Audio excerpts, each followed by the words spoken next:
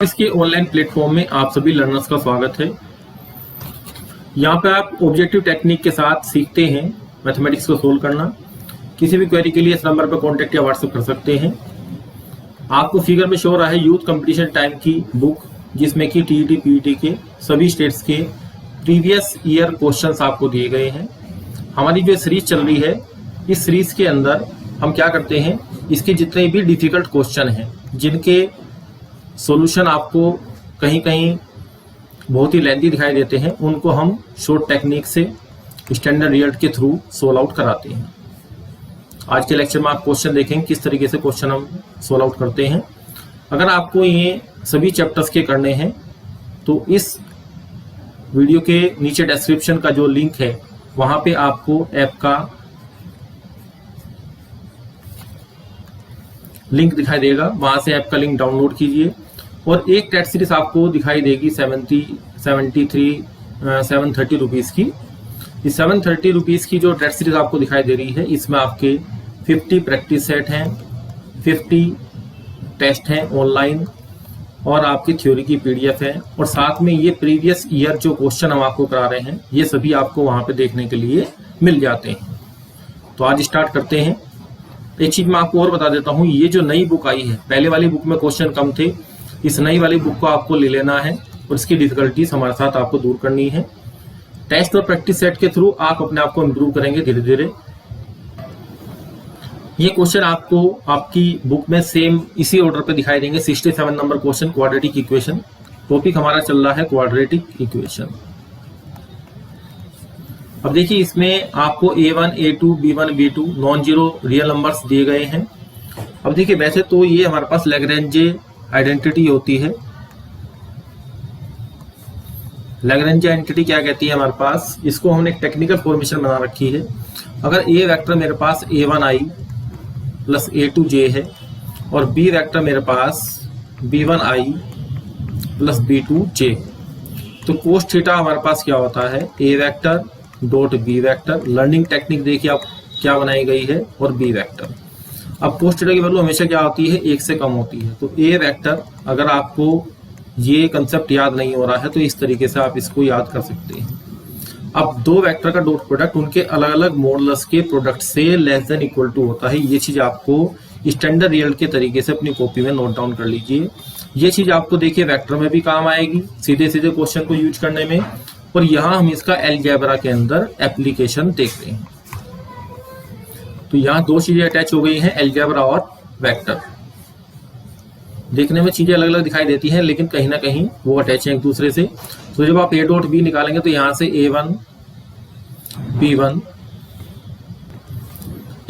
Plus A2 B2 ये आपको show होगा, और ये आपको A1 B1 plus A2 B2 ये आपका डी ऑप्शन में आपको दिखाई दे रहा है, और यहाँ भी आपको दिखाई दे रहा है, यहाँ पे भी है और यहाँ पे भी है। अब देखना दूसरा फैक्टर हमारे पास क्या आएगा। जो पहले वाला हमारा वेक्टर है, इसका जब मॉडुलस निकालेंगे तो यहाँ पे क्या आएगा, आपका अंडर रूट आएगा। तो देखिए हमारा आंसर ये बन जाता है A1 B1 plus A2 B2 का whole square less than equal to A1 square plus A2 square plus into B1 square plus B2 square. इस हिसाब से आपका सी ऑप्शन करेक्ट आंसर है। आपकी बुक में डी ऑप्शन आंसर दिया गया है। तो देखिए उसका एक्सप्लेनेशन मैं आपको बताता हूँ कि ये जो हमारे पास लेफ्ट हैंड साइड में ये जो एक्सप्रेशन आपको दिखाई दे रहा है, अगर हम इसकी प्रोडक्ट करते हैं तब देखिए क्या आता है।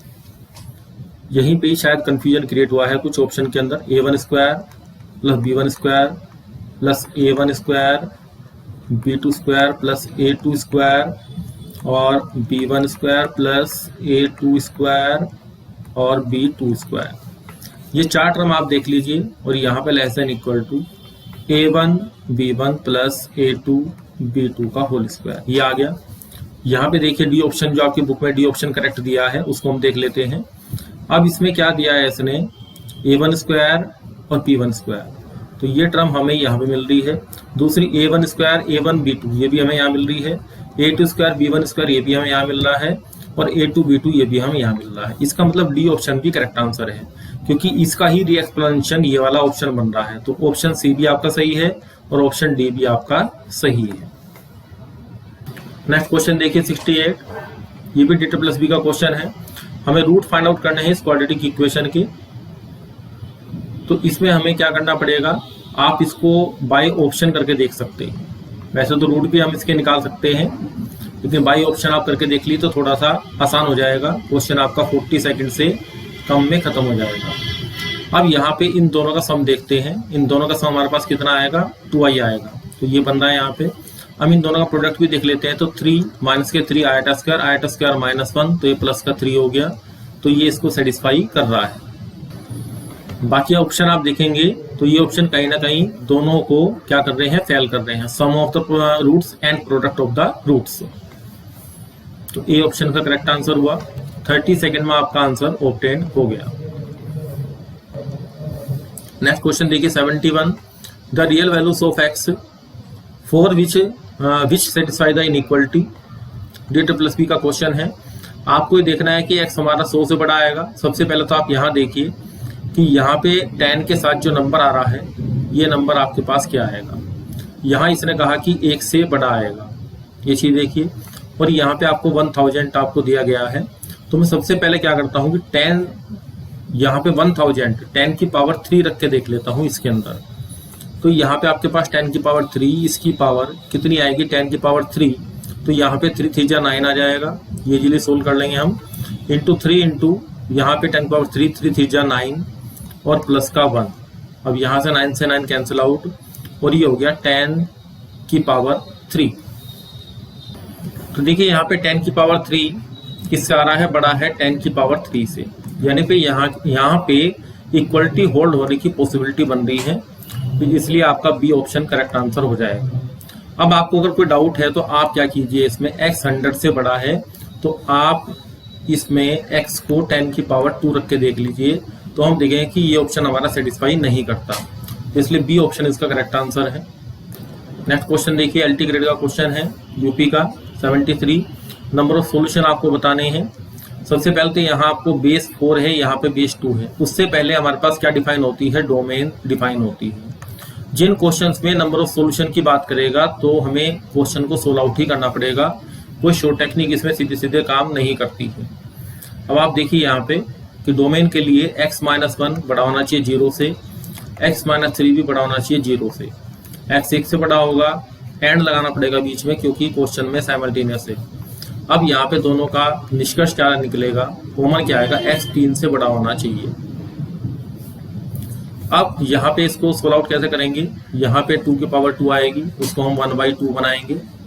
1/2 log base 2 x-1 equal to log base 2 x-3। इस 2 को हटा के हम यहाँ पे लाएंगे, इस 2 को हटा के हम यहाँ पे लाएंगे। अब देखिए जैसे ही हमने ये वर्किंग की है तो यहाँ पे क्या हुआ, यहाँ पे हमने अपनी तरफ से स्क्वायर बना लिया। अब स्क्वायर बनाने से डोमेन हमारे पास क्या होती है, फंक्शन की चेंज हो जाती है। अब इसको सोल्व आउट करेंगे तो हमारे पास क्यूबिक स्क्वायर में जो इक्वेशन बनेगी वो मैं लिख देता हूँ। अब देखिए क्वाड्रेटिक इक्वेशन बनाने के बाद x की वैल्यू हमारे पास 2 या 5 आएगी।